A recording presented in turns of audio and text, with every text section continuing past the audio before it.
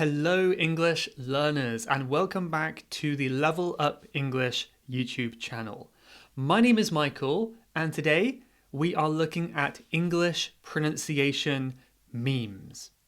This is the second part of this series. I've done one before. You can check it out up here in the corner.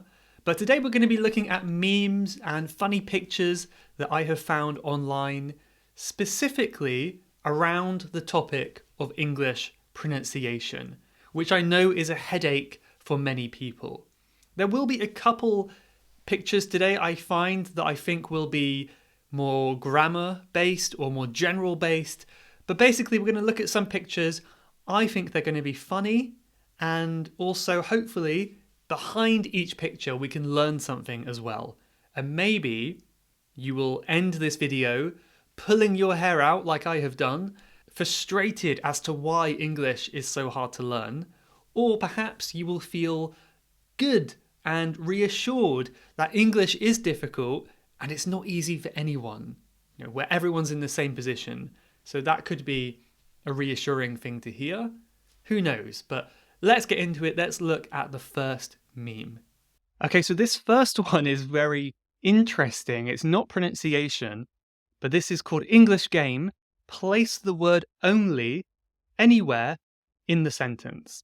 So my students will sometimes ask me on certain placements of adverbs and things like that within sentences, and some of them, or many of them, can be placed anywhere and the meaning is slightly different every time. So for example, only she told him that she loved him. That means it was only her, no one else told him that. You could also say, she only told him that she loved him, which means she told him but nothing else. She didn't text him, she didn't call him, she told him, that was it basically. And you can put only anywhere in the sentence and it can make sense. So this is the English language, very confusing. She told him that only she loved him. If you really feel like it, try to put only before every word and see if you can understand the meaning of each one. But it's a bit of a headache. This next one, again, it's not pronunciation, but this one kind of made me laugh. And this is Will Smith Smith. This is a grammatically correct sentence. So, Will Smith Smith? Smith will. It's very confusing. I'll try to break it down if you don't understand. So, Will Smith is a name. It's a famous actor, right? Will Smith. And here we've got the sentence, Will he Smith? To smith is a verb. It's someone who works with metal. If you're making something out of metal, you are smithing things. So, Will he Smith? The key here is to focus on your intonation. So we don't say, Will Smith Smith. It's a bit different. We say, Will Smith Smith. Will Smith Smith. You might hear it's a little bit different. I'm not saying Smith. I'm saying Will Smith Smith. Don't know. At least I pause between anyway. I don't know if you can hear much difference. And there could even be a conversation as well. Here's a whole conversation. Will Smith Smith? Will Smith? So see here you notice my emphasis. Will Smith will Smith. He will Smith. Right? Does it make sense? Do you have a headache like I do now? Okay, here's the last one that is not connected to pronunciation. And I thought this was funny. It's a bit similar to the last one. And this is, before was is. Before was is. Simple. Of course. No, it's a nightmare. This does make sense, but it's very confusing. So we've got confused screaming from people learning English. Would you like me to explain? I'll do my best. So here, the subject is the first was. Before was. It's going to be difficult. The second was is the past tense of is. So before the word was was called was. The word was called is. I believe that's what it's saying. So the was in the middle on the first line and the bottom line, these are both the past tense is. The first two was's on each line, those are the subject, that's the same. And the last two, was and is, those are the names. So before it was called was, it was called is. I think that's what it says. Did that help? You don't need to learn it, honestly. It's just a headache. But I wonder, does your language work the same way? Can you make weird sentences? Can you make weird sentences like that in your language? I hope not. I hope it's not as hard as English is. Okay, here's one that now is pronunciation. So someone says minute and minute? No. Minute and minute shouldn't be spelled the same. Minute, minute. Minute means very small. I'm not content with this content. This means I am not satisfied with this content, with this information. But notice the pronunciation is different, the stress is different. I'm not content with this content. Adjective, content. Noun, content. A little bit different. Same rule again with a verb and a noun. I object to that object. I object to that object. So see, this is why it's so important to understand grammar and context, because there are no real pronunciation rules for these words if you look at them on their own. You don't know how to say it. Because the first one is after I know it's a verb, therefore we say object. Usually in these verbs, the second syllable is stressed. I object. We never say I object. It's always that. I object to that object. That means I disagree with the object. I need to read what I read again. This one is really annoying. I don't know why it's so confusing, but read and read, past tense, present tense is the same, of course. So I need to read what I read again. We can guess the tense based on the context, right? We never say, I need to read. The tense will be dictated, chosen by the first word. I need or I needed. So that last part, to read, is always going to be to read. But yeah, that's another big headache, isn't it? But was anything new for you there? Let me know in the comments if you learned something new. Here's another confusing pronunciation thing, and this is, well, actually, before I tell you, have a look at these words. How would you pronounce them yourself?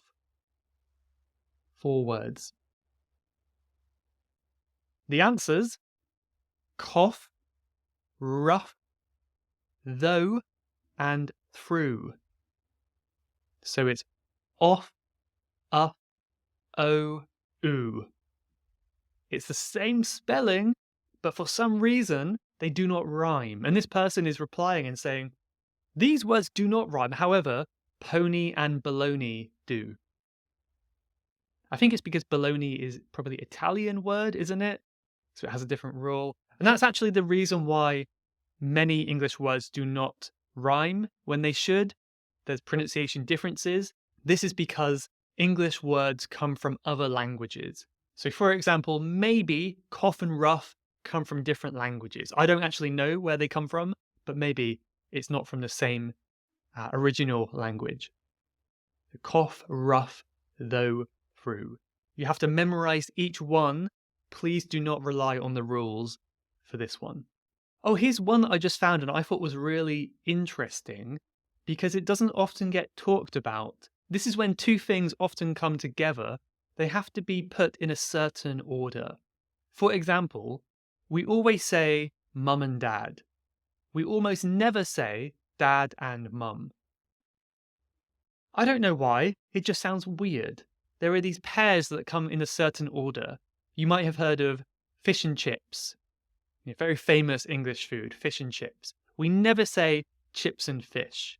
If you say that, it's almost like, what? What did you say? It's really weird because it's the same words, but it almost sounds like a new idea, a new concept. So here are some more examples. These are the opposite way around. So do not say it like this. We've got dad and mum, treat or trick, cheese and mac. So it should be trick or treat, mac and cheese.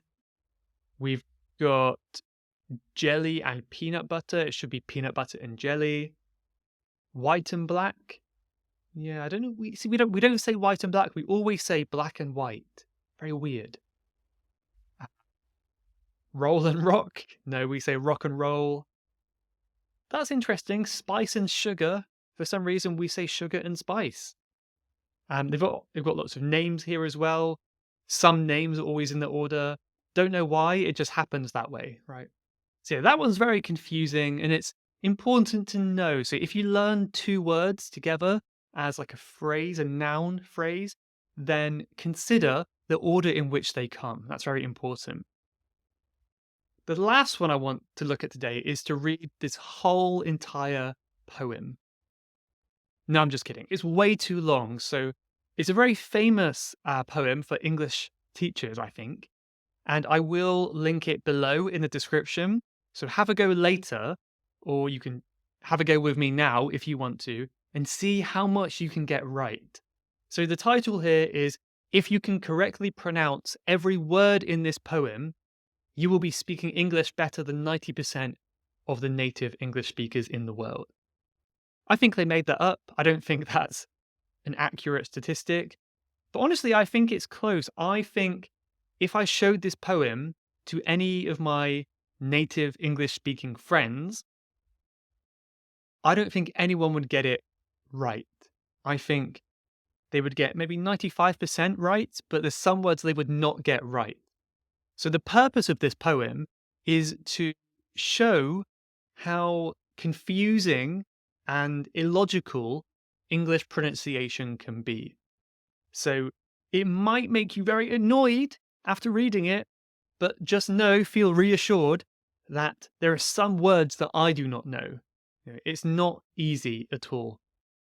So we'll just do a couple lines to show you what we're talking about here. So, dearest creature in creation, study English pronunciation. I will teach you my verse. Sounds like corpse, core, horse, and worse. So see here we are using the same spelling with different pronunciation. Horse and worse. Why? Doesn't make sense. I will keep you, Susie, busy. Make your head with heat grow dizzy. Tear in eye. Your dress will tear. Tear and tear. We know the right one by context. So you never have a tear in your eye. Tear is like a rip. Doesn't make sense. So you have a tear in your eye, a tear on your clothes, on your dress. I made it that far. It's very long. So see how far you can get to until you get really, really stuck. But one last time, just to reassure you that this isn't easy. English is a difficult language to learn. So it's important to be patient. It's important to understand there may not be as many rules as you're used to in your native language. There are lots of inconsistencies and things that break the patterns. So it's really important to learn from context. Don't just learn words alone. Learn through reading and listening and stories. And the more you focus on phrases and collocations, the easier it will be. So be patient, be optimistic, and I know you can do it. And I really hope my videos are helping in some way as well. And if you want some extra help, do not forget to check out my podcast, which is the Level Up English podcast. That's it for today. So thank you very much, and I'll see you later. Goodbye, everyone.